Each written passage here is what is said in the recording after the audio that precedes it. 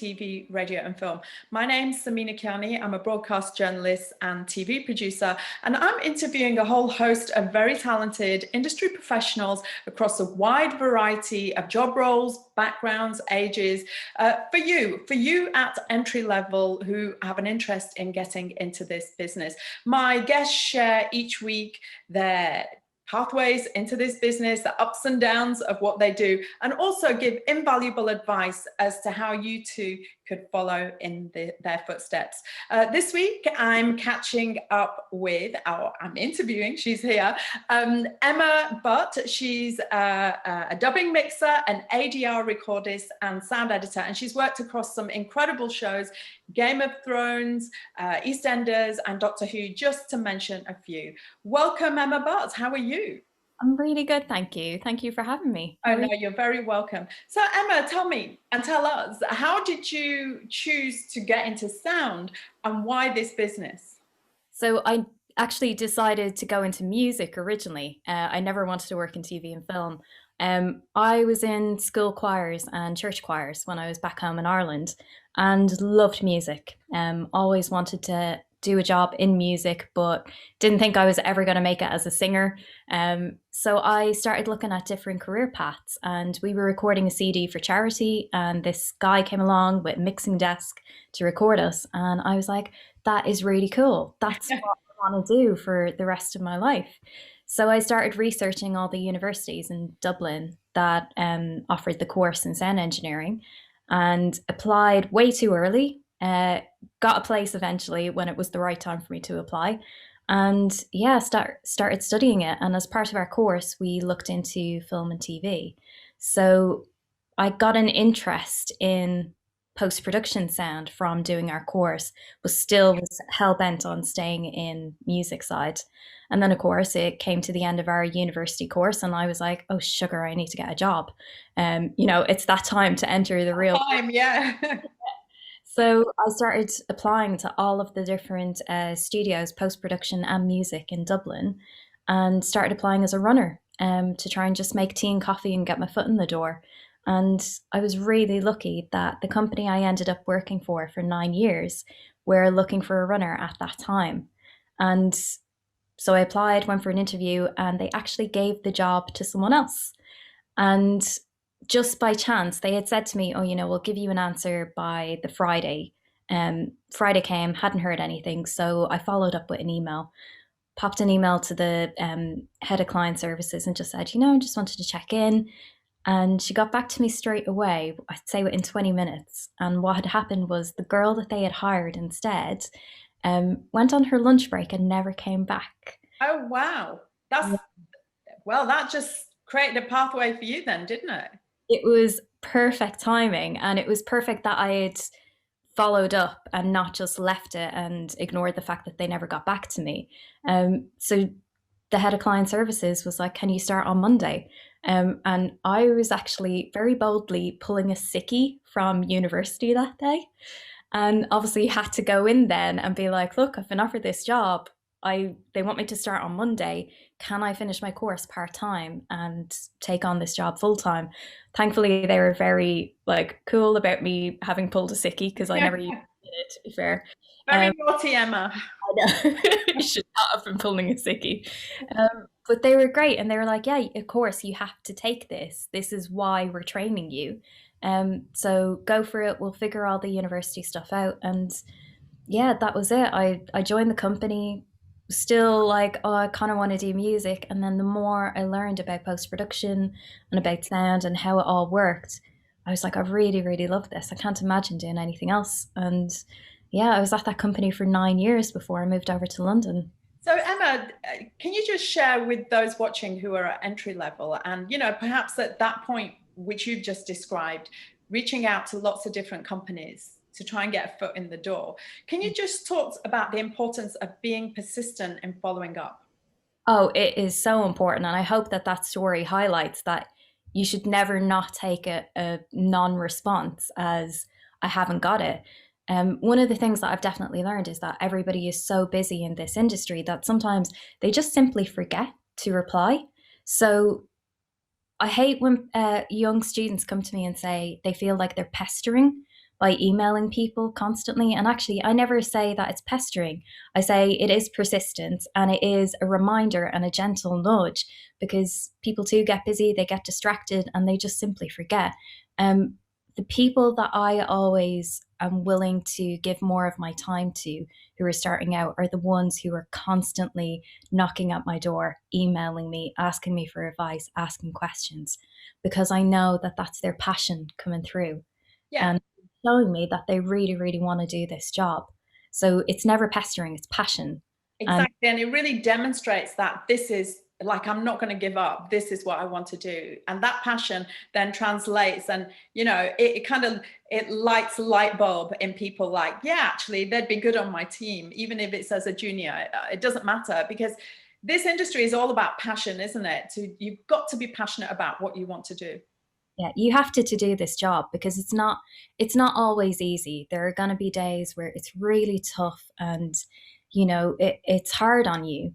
And Well, actually, can you share with us the joys of doing your work and also the challenges? Because it's important to know both. yeah, of course. So obviously the joys are, I'm getting to be creative. One of the best things about sound is that especially with something like kids animation. So kids animation starts from just a script. There's no sound. There's not like when you do a drama or you do a film where you've recorded something on set. So you pick up the natural sounds of the world around the characters. With something like an animation, you get to start from scratch. You get to put in every little element, every bit of atmosphere. If someone moves, footsteps, everything is done by people like us. So that in itself is just amazing. You're an artist in a way. Essentially, you have to create every element of what people are going to hear. Exactly. And it's the same with film and TV. A lot of the sound that you hear on a TV show or in a film has been put in by someone who does my job. Very little of it has been recorded or, lasted from what they recorded on set. So that is definitely one of the pros. You get to work with so many incredible people. I mean, this industry, it's not as diverse as I would like, but it is diverse in terms of different people from different backgrounds that I would never have met growing up in Dublin, if I had gone into an office job. There's so much rich culture and it's just incredible. The people and their stories are one of the best parts of this job. The negatives is obviously sometimes there's very long hours and that comes with the territory, but it's always in my experience, it's been balanced. So, yes, there are days or there are projects where it's a slog and you're working quite long. You're starting at 8 a.m. in the morning, you're not finishing until 8 p.m. at night. And that's why passion is really important about this industry because that passion keeps you going on those long days. And then obviously, there's days where it's really quiet and there's not much going on. So, you get to have a bit more fun and be a bit more relaxed.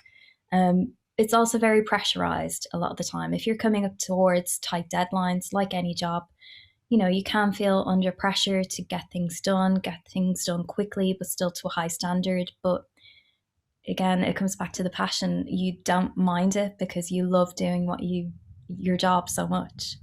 Well, this is it. This is why I wanted to highlight, the passion that people need to have to work in this business. So it's a very technical job that you have because I was trained, believe it or not, I work as a journalist and a TV producer now. But early on in my career, I did a little bit of sound mixing, believe it or not, Emma.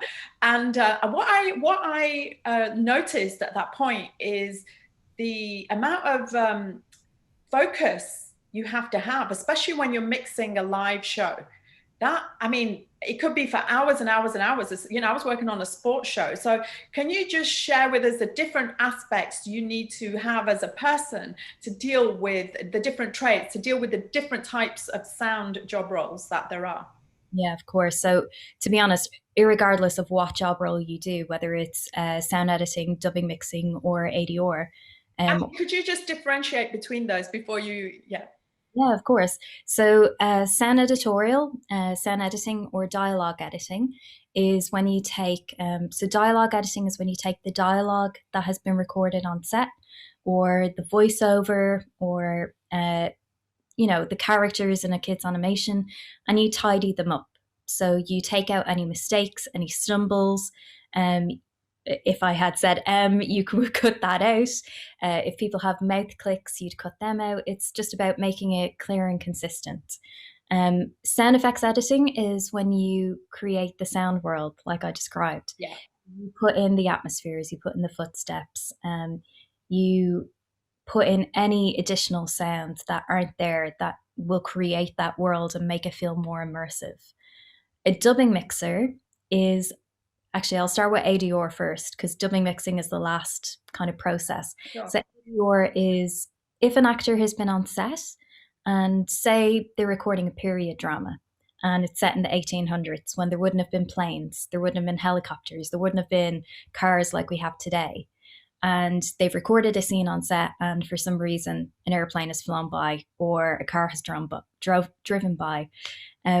What happens is they'll have to come into a studio to re-record those lines in sync to picture, because obviously we can't have that noise in the background if it's set in the 1800s.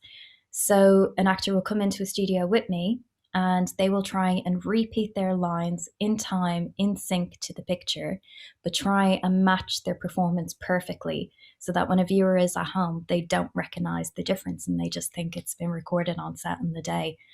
And then the dubbing mixer takes all of the separate elements. So they take the sound effects, the music, the dialogue, and anything else that might be in there, and they balance it together. So they make it sound as it should. So if the dialogue is, say that they've shot a scene in a cave, you wouldn't hear the sound of the cave from on set. So a dubbing mixer would actually place that sound effect of a cave, that echo, onto the dialogue. They are also responsible for making sure that it's the right loudness because every TV show has to be a certain loudness. So they're responsible for the technical aspects as well as the creative aspects. Yeah, thanks for sharing that, because I think what a lot of people don't understand, even those who perhaps have studied sound, is that there is so many different facets to creating content as we do in this business. So now the kind of traits you need to have to do this kind of work. Personality is a big one. So I always say that this job is kind of 70% technical and creative, and then the other 30% is your personality. You're working in a room with strangers, essentially, constantly every day. And those strangers, you need to be able to put them at ease. You need to be able to make them feel comfortable and that they can trust you because you are essentially working on their baby. It's their project that they've conceived for years, and you're there to enable their vision. So personality comes down to it a lot.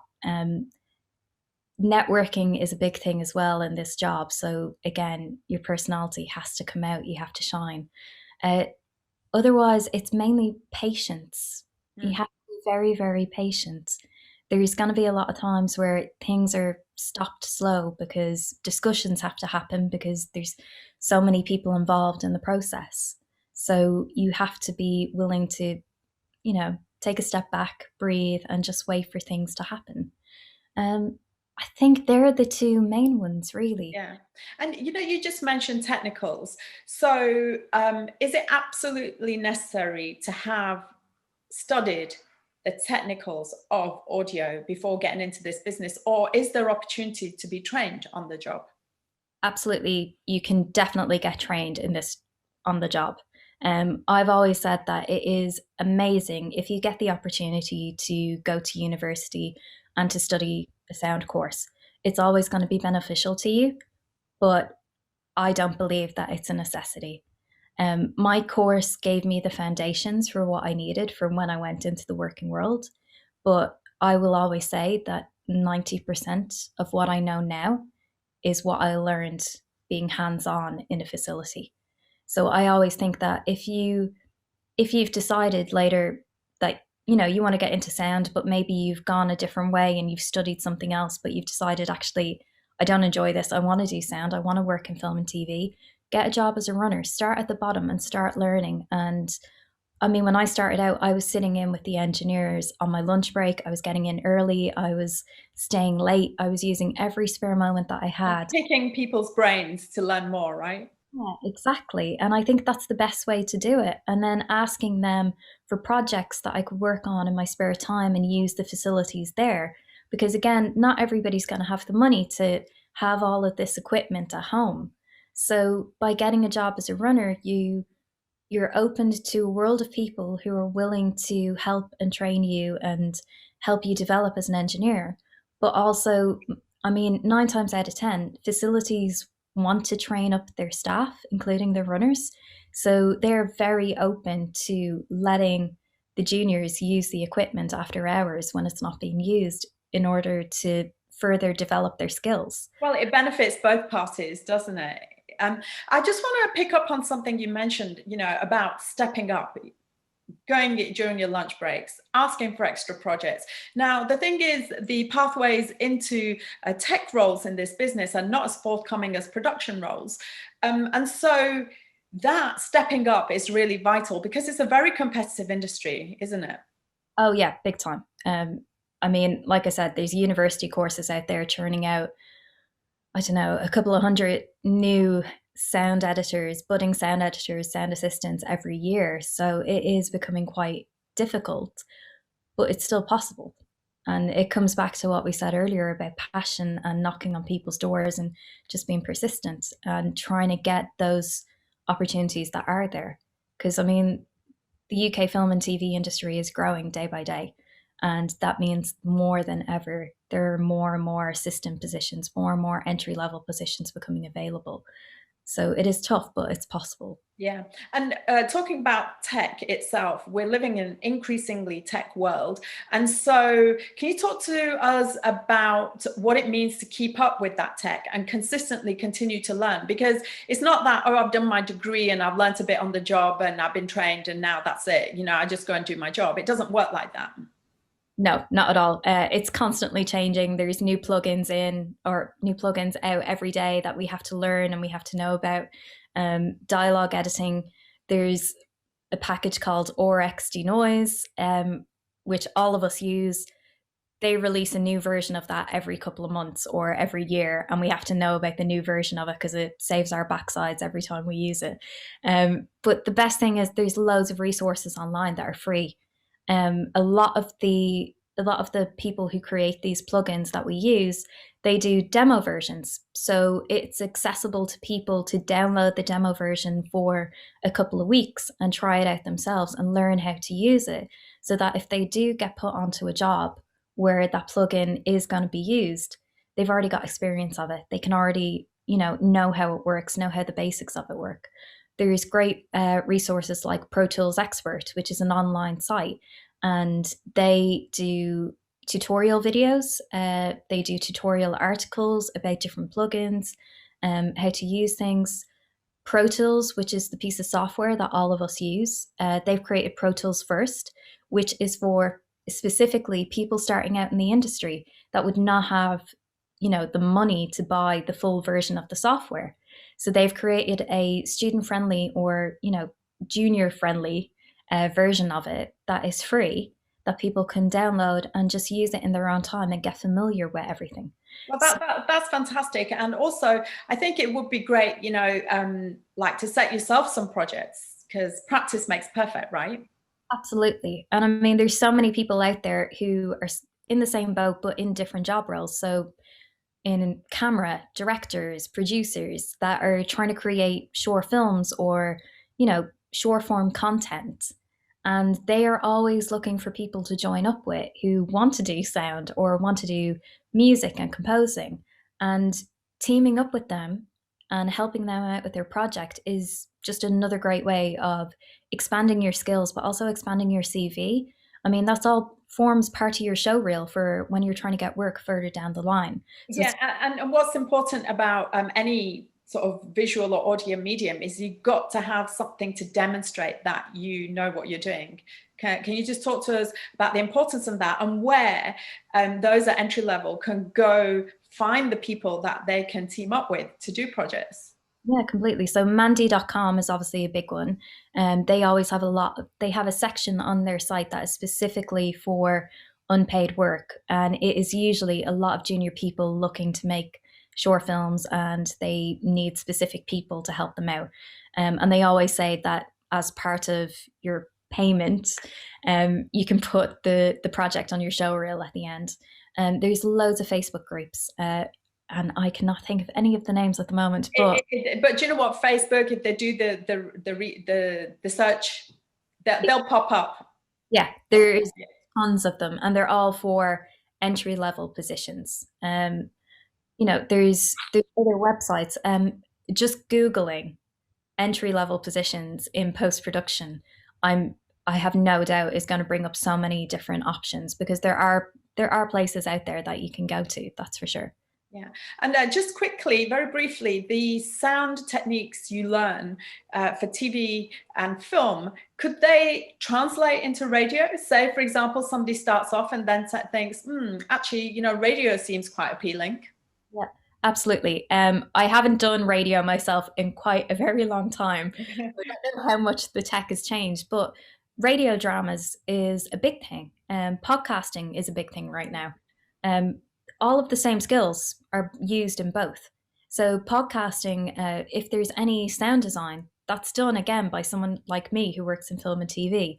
So all of the skills are transferable. If you're doing a radio show, no, that's where my knowledge becomes a little bit sketchy. So I've no clue. But I would be confident that if you can push a fader in a film and TV studio, you can do the same at radio, no bother. Yeah. And just to finish up, Emma, could you just share with us what the best advice you can give, not just for those who want a career in post-production sound, but also, for those who just want to get into this business, whether it's TV, radio, or film? Be confident in yourself. It's something that I struggled with when I started out. I always let other people's comments or opinions knock my self-confidence. And it was one of the worst things I could do. If you are dead set on doing this as a job, never let anybody's words keep you back. Just go for it and be passionate. Oh, that's great advice, Emma. And thank you so much for sharing your story and giving all this really great top tips for those who want to follow in your footsteps. Thank you so much. Thank you. There you go. I hope Emma has really inspired all of you who want to get into post-production sound, and not just those of you who want to get into sound. She also mentioned radio and podcasts, which are huge these days. Now, I'd like to hear from you. If you're at entry level and you have got your first job, then I really want to hear from you. Get in touch, leave me a comment, let me know how you're getting on. I'll be really interested to hear your hear you share your thoughts and experiences of this business. Also, if there's a position that I haven't covered, if I haven't spoken to somebody and you're like, well, I want to get into that job role, well, again, leave me a message and I will do my very best to track down somebody in that role and interview them so they can share their experiences with you. For more details of my series, How to Get into TV, Radio and Film, feel free to follow me across my social media platforms and on YouTube, where I share details of who I'm interviewing and when. Anyway, a huge thanks to all of you watching, and see you next time.